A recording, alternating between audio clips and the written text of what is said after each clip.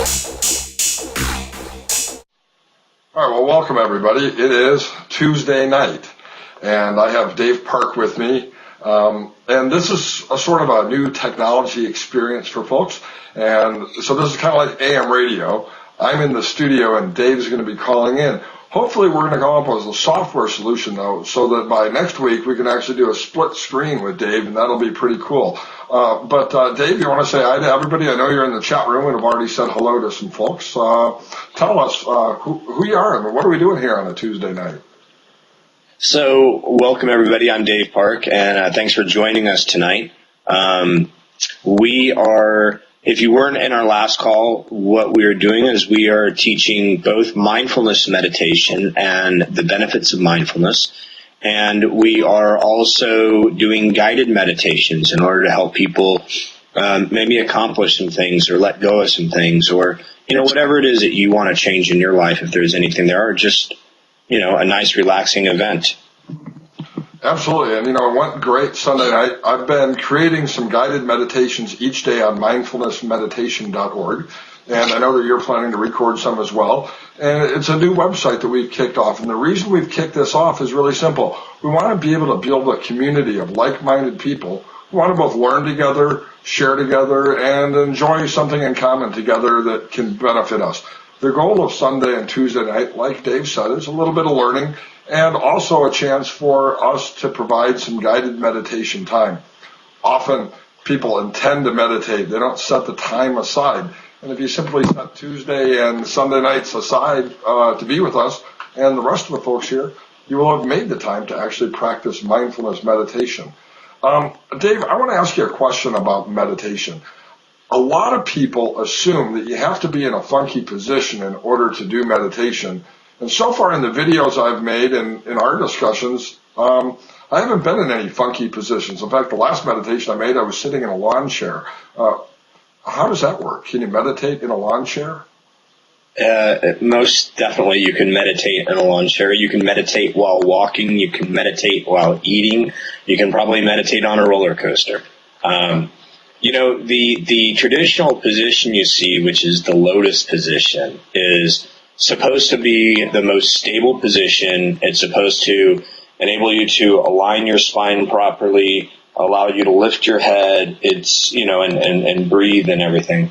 That is not the only way to meditate. And for people like me who really have a challenging time doing something like that, there are many other. You can do it while sitting in what's called a half lotus. You can do it sitting Indian style. You can do it sitting in a chair. You can even do it laying down. And that's not always recommended because you tend to sort of start to fall asleep. But there's really no limit to the position of meditation. I think a lot of people get frustrated because they don't know the right position or they're not doing it correctly. And that's the beauty of mindfulness meditation. It's not about doing it correctly. It's about experiencing this moment, and sometimes in this moment, I'm incorrect. And then there are, you know me well enough to know that's true. And sometimes there are physical limitations. Most of you know I've had foot surgery, and I can't sit like other people can sit in traditional meditative positions. When I go to my yoga class, which I do usually a couple times a week, I have to adapt in order to do the poses because of that very real physical limitation. And yet I'm able to fully participate. Is the same thing true here in meditation? Yeah, absolutely. And, meditation, I think, has this connotation of being, you look at maybe you've seen yogis in India, or you've seen what it looks like in a Zen monastery in Japan, or you see a statue of the Buddha. And, there's definitely truth to sitting in a lotus and, having that proper support and everything.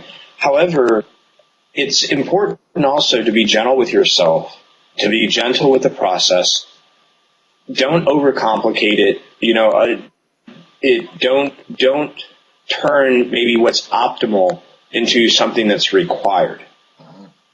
And, I think that that's really a good example for daily life. A lot of us are really pretty hard on ourselves in daily life. We don't feel like we've done it right. We spend a lot of time feeling like we've blown it. And learning to be adaptive in our meditation practice is one of the reasons why meditation is so useful. It helps us to see that in the rest of life we don't have to adhere to perfect communication with our spouse, or to a perfect job at work, or to even perfect and pure thoughts all the time. Right. And I think one of the real benefits of mindfulness meditation is it allows us to observe our thoughts without being a part of our thoughts. And it allows us to not get involved with those thoughts, to just acknowledge them. And let's say you have an unkind thought about a person. With mindfulness, you note that thought and you release it, as opposed to running with it and then maybe going into a pattern of, oh, I'm such a bad person because I thought this thing about this person. And, we tend to be meaning-making machines, right? We want to attach meaning to every single thing that happens. And one of the things that mindfulness does is it creates a space, and it enables us to see what meanings we're attaching to any given moment and really determine, is that a beneficial meaning for me to assign? Sure. And by the way, I just want to recap for a couple of folks who have just strayed in over the last few minutes.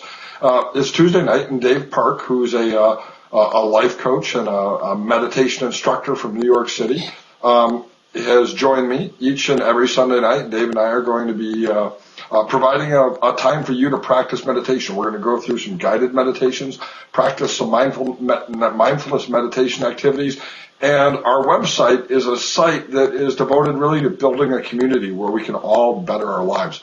Mindfulness really is a tremendous skill to learn. And I spend a lot of time, most of you know I'm a psychotherapist and a clinical hypnotherapist, but teaching my clients mindfulness. I find that of all of the interventions that I've learned in therapy school or through my studies in clinical hypnotherapy or even my studies in religion, the reality is mindfulness meditation, living fully in the present moment, has been personally the most helpful thing to me, and I find to my clients' lives as well. Now, I'm going to have you, Dave, guide us through another simple practice of mindfulness meditation. Some folks who are in the room and on our website have been practicing mindfulness meditation for years, and their expertise is certainly welcome. We have a chat box below. You can simply type your name in the chat box and join the chat and share with others. Ask a question. We're always more than happy to answer any questions. But Dave's going to spend a minute just recapping the essence of mindfulness and then guiding us through a short mindfulness exercise so that you will have actually set aside the time today to practice this. And what I tell the folks who I'm working with, and this is certainly true in my own life, the value of mindfulness isn't in the 90 seconds or the 2 minutes or the 1 minute or in fact, in my office the other day, I had a lady who had a real hard time focusing. She was diagnosed with attention deficit disorder. So I taught her mindfulness in 30 seconds. So the value, though, isn't in the time. It's in the daily practice of mindfulness. Yeah, so Dave's going to guide you through this, but take the next day or two to practice this 2 or 3 or 4 times on your own. And if you do that for a whole week, you'll find that intuitively at the end of the week, you're applying what you learned. So, Dave, kind of take it from here and preface what you need to, but then spend a moment guiding us through a daily practice today of mindfulness meditation. Okay. So once again, if you missed the call, and we'll probably be doing this every call, but the first thing to remember in mindfulness meditation, and it's a good practice to a very beneficial practice to carry over into life, is just a gentle approach to ourselves and a gentle approach to, whatever comes up. So what the mindfulness will do is it allows us to see our thoughts, to note our thoughts. And you may see people go through a couple different things with mindfulness. One, we're going to spend a minute on the meditation. You may find that you spend that entire minute lost in thought and forget completely about the meditation. And then when the final bell goes off, you go, meditation. And it could be that. I'm a good daydreamer. I had a hard time practicing mindfulness meditation because I thought I was doing it wrong because I was lost in thought. Yeah. But really what I was doing was learning how to practice this. Yeah. So, when that bell goes off, if you're in thought, instead of taking sort of a hard approach to yourself, maybe that when that bell's off, it's that 1 minute, or not 1 minute, but that 1 second or 2 seconds of the bell that enables you to just be, mindful. So what's going to happen is we're going to, I want you to sit with a good posture, back straight, the crown of your head sort of pulled towards the sky, towards the ceiling. You can either close your eyes, but typically what we do is we look down somewhere, in front of us with sort of a half-closed eyes, focusing on a spot. And we breathe in, and when you breathe in through your nose if you're able to, and notice where you feel the air. Some people feel it around the nostrils, some people feel it on the top of their lip, wherever you do, and focus on that spot. And then to help you, this is sort of a distraction technique for basic and beginning mindfulness. Internally count from 1 to 4 on your inhale, hold a slight pause, and then 1 to 4 on your exhale, and hold a slight pause. So when you do that, all right, what may happen if you're human is you'll have a thought. As soon as you realize you're having the thought, all right, note it. We use a technique called noting, and we just simply note it, thought. And then we return right back to our breathing. So now, what we're doing is we're using the breath as a focal point to return our attention to when we find ourselves distracted by thought.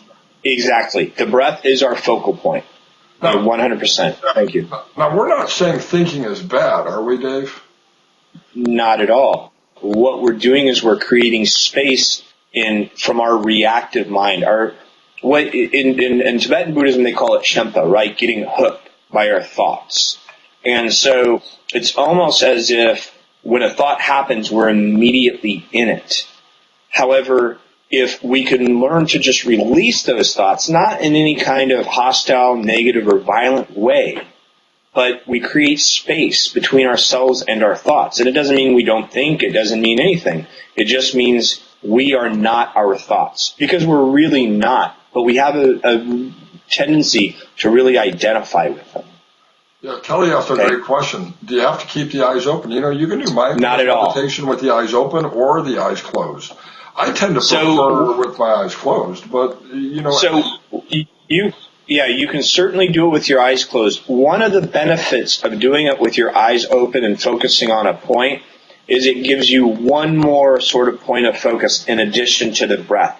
When we close our eyes, we have a tendency, because of a lack of any visual stimulation, we sort of have a tendency to visualize, to daydream, things like that. So if you're more comfortable doing it with your eyes closed, then feel free to do it with your eyes closed. As I said, as you progress and as you become more comfortable with it, you may want to try it with your eyes open. Find a specific point on on your computer or on a key or on the ground in front of you. If you're doing a mindfulness exercise like eating food, maybe looking at watching the piece of food as you, stab it with your fork and bring it to your mouth. So, because really what we want to learn how to do is incorporate a mindful practice in almost everything we do. And that's really the cool thing about mindfulness meditation is you can eat and do mindfulness meditation. You can turn your eating into a meditation because it's about living fully in this moment, not becoming involved in those thoughts about what do I have to do tomorrow, or what if this person's still angry with me, or what if I can't control my thoughts, but I can just enjoy this moment. Well, Dave, before you start, I want to share with you, I love these little bowls. So I have these bowls everywhere. I actually have real singing bowls all over my house and all over my office. But Dave is more high tech than me, and Dave actually uses one on his iPhone. And if you're watching the archive, you can see the iPhone. If you're not watching the archive and you're watching this live, you can't. By the way, just as a technical note, we're going to try to figure out how to split the screen live next week, but that's sort of a technical thing, so you'll be able to both see and hear Dave. If you're watching the archive, you already can. But just hold up your iPhone, Dave. It's pretty cool. He's got a timer on it here, and it's actually. So I use something called the Insight Timer. It's an application. You can see that it has the timer, presets, And then it's got some other stuff. So when you end a meditation, it journals up. It's got several different bowls on it that you can scroll through. That's pretty cool. My bowl cost me $70. How much is that app? This app is probably $1.99 or $2.99. I don't recall exactly. By the way, it's not our app. It just happens to be one that we like. Yeah, I'm not making any money off this app at all. So, but they've done a really nice job. And then you can see that you can set the time on it. If you're watching this, but it has a mode where you can set the time. We have it set for 1 minute. Yep. Yeah. That's pretty cool. So, why don't you guide us through a basic mindfulness meditation, and then, since it's the end of the day, Dave's going to tell us a bedtime story, and I'm going to lead us through a guided meditation. So the first thing we'll do is we'll do a 1 minute mindfulness meditation. And once again, we've covered it before, but I think we have this tendency to believe that we need to meditate for 20 minutes or 30 minutes or 3 hours. 1 minute or 2 minutes throughout the day is plenty, especially when you're starting. Again, it's a gentle approach. There's no need to get frustrated with yourself. If you find, you're going thought, as you're doing this, that's okay too. Okay? So we'll signify the beginning of 1 minute. Okay? Okay. I'm going to close my eyes.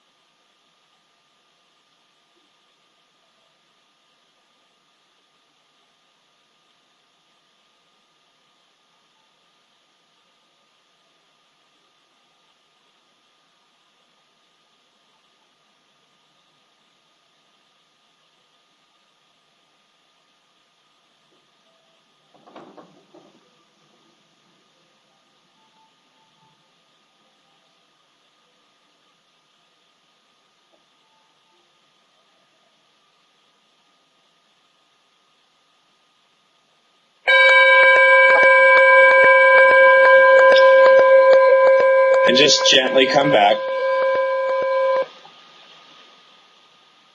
And so that was 1 minute. It may have seemed like a long minute for some folks, and for others who are used to doing meditation, it was probably a quick minute. What happens if you get bored during meditation? Or what happens, Dave, if you find your thoughts drifting? I just tell folks to bring their attention back to the breath. Let a thought be a thought. Right, and that's really mindfulness. It's when you're doing almost any activity, and if you find yourself distracted, if you find yourself bored, if you find yourself daydreaming, to come back to the activity that you're in. And I use this all the time with coaching. If I find myself becoming distracted, or maybe something the client said made me think of something else, it really empowers my own coaching and the ability to come right back to the client. Now, I also realized something, and again, I really want to thank everyone who's tuning in for the first time, or if you tuned in last Sunday night. Dave and I are going to get together a couple times a week to create a time to actually practice meditation. And if you'll take a minute and tell them what our goal here is, Dave, that'd be awesome. Tell them what our goal is. Yeah, just on a weekly basis, we want to create a forum. We want to be able to create an opportunity for people to practice meditation. And Dave is a great storyteller, and so he's going to tell us a story tonight. And then I'm going to lead us into a guided meditation. I also figured something out. This is all sort of new technology. We're figuring out what works best and still in the process of working on things. I figured out why you got disconnected. You have a timer on your meditation device. There's a timer on Uvu. It lets me record in 15-minute increments, and it shuts off our call. So, and we'll probably take about 30 minutes each night. And so I'll try to overcome that technical glitch so that doesn't happen in the future, but that's actually what happened. And we'll take about 30 minutes, and Dave will tell some stories. I'll tell some stories. These are all stories we can learn from. And we're going to spend some time practicing basic mindfulness as well as some guided meditation techniques. So, Dave, tell us a story tonight. So, once upon a time, there was a farmer. And, the farmer one day noticed that his tools were missing. Some of the tools that he was using to cut down trees, his saw and a few of the other tools that he had. And he saw the neighbor boy walking down the road, and he realized that the neighbor boy had probably stolen his tools. And when he realized that, he noticed that the neighbor boy walked like a thief. And as he encountered this boy over the next few days, he realized that the neighbor boy talked like a thief. He acted like a thief. Everything he did had a thief-like quality about it. And then one day, about a week later, the farmer was out where he was clearing some trees, and he found his tools sitting there behind a stump where he had left them. And as he saw his tools, he looked up and he saw the neighbor boy walking down the street, walking down the road, and he realized that he looked just like a regular boy. That's really a great story. And over the last couple of days, I posted a couple of stories on our Facebook group. And if you're not a member of our Facebook group, please join. You can find it at facebookmindfulness.com. That's our Facebook group. And why are stories important, David? How are they helpful to us? Other than their fun? Stories, when we talk about story and we talk about metaphor, one, it's good, as an agent of change, whether that is a coach, a therapist, a hypnotist, some sort of spiritual leader. One of the advantages of telling stories is that, we're not really directly confronting people, right? People's defenses don't come up with stories. There are sort of these, I don't know if you would call them universal truths, but there are certainly predictors of the human condition or indicators of the human condition. And for instance, in this story, I think that maybe we've all found ourselves at one point in time believing something about somebody. And once we have an expectation, that expectation colors and flavors every aspect of at least our encounter with that person, if not with our life. So if I believe that I'm not a very good person in conversation, I don't talk well or whatever, that everything that everybody does is going to run through that filter. If I believe that somebody has done me a wrong, all I will see is every wrongdoing or every slight, whether it's real or not, that they do to me or that everybody does to me. Right. And, the other cool thing about stories is that each person who hears a story may get a different message. Somebody may actually be struggling with the obvious in that story, and that is being judgmental and labeling other people, and might learn through that story from that different vantage point, how to function better. Whereas what I got out of that story was that sometimes I can view my thoughts like a thief. I can pay attention to something and misperceive it, and in that misperception, I can miss the fullness of the reality. And that's a different learning than somebody else may have experienced from that same story. And sometimes I can hear a story today and hear the same story a year or two later and find new meaning in it. So stories are a great way to learn. And one of the things Dave and I will both do is share some stories in posts, as well as even share some stories here. Now, I'm going to take a couple of minutes and go through a guided meditation, which is different than a mindfulness meditation, although we can be mindful in this meditation practice. And I think one of the things that we can really do to start off a new day and end an old day is to just pay attention to our bodies. So I ask people all the time when I'm teaching a class, pay attention to where a spot in your body where you're carrying the tension of the day, and everybody can identify a spot. But until I asked that, they weren't aware of that spot. And I think that often paying attention to our bodies is our first starting point for making change in the world around us, because we have to become aware of ourselves first. And so this is really a body awareness meditation. If you are a student of yoga, you've probably practiced that. And at one point or another, it's really a simple guided meditation. And so go ahead and close your eyes, and you can sit comfortably in the chair where you are, or you can even sit on the floor if you'd like to. And I'm going to begin this time of meditation with the sound of a singing bowl. And that signal lets us know that it's time to begin by taking a breath in and letting that breath out.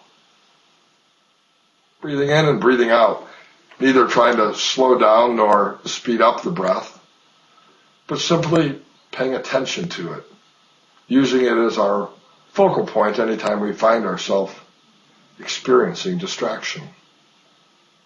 As you breathe in and breathe out, with each breath you can allow your body to experience a state of relaxation, relaxing any obvious places in the body where you're carrying the tension of the day. You can release the tension from the brow and unclench the jaw. You can even let the chin drop towards the chest a bit, taking any stress from the shoulders and neck. Letting the sense of relaxation flow into the arms and the forearms and into the hands as they rest on your lap. And if you're in a formal meditation posture, you can feel those hands on your knees, or if your hands are palmed down, you can simply feel under your fingertips the fabric of your clothing or of the skin underneath your fingertips. And as you breathe in and breathe out, become aware of each part of the body, simply noting any tension that's obvious in any part of the body and releasing that tension. As you breathe in and breathe out, notice where the air enters your nostrils and what it feels like to inhale. And note that point where the inhale turns around in the lungs and becomes an exhale. And what it feels like to breathe out that warm air. Relaxing the muscles in the back and the diaphragm, the buttocks and thighs, the calves and shins, and even the little muscles of the feet that carry us from place to place all day long. Noting that through this brief exercise, what you've done is become aware of your body from head to toe. Over the next couple of days and even the next couple of weeks, if you take time to simply practice paying attention to your body from head to toe and releasing the tension, you'll find that the physical manifestations of anger or irritation or frustration or sadness or any unpleasant emotions you may experience in life seem to be tempered by a new ability to feel control in an area of life where perhaps in the past you may have struggled. So as you breathe in and breathe out, breathe in a sense of accomplishment, knowing that in this time that we've spent together tonight, you've done something to better yourself. With the next breath, pay attention to the oxygen as it enters the lungs and reaches every cell of the body. Getting ready if it's the end of your day for a good night's sleep, or if it's the beginning of your day for all of the tasks before you. As you take in another breath, breathe in, fully aware of your body, opening the eyes and feeling fantastic.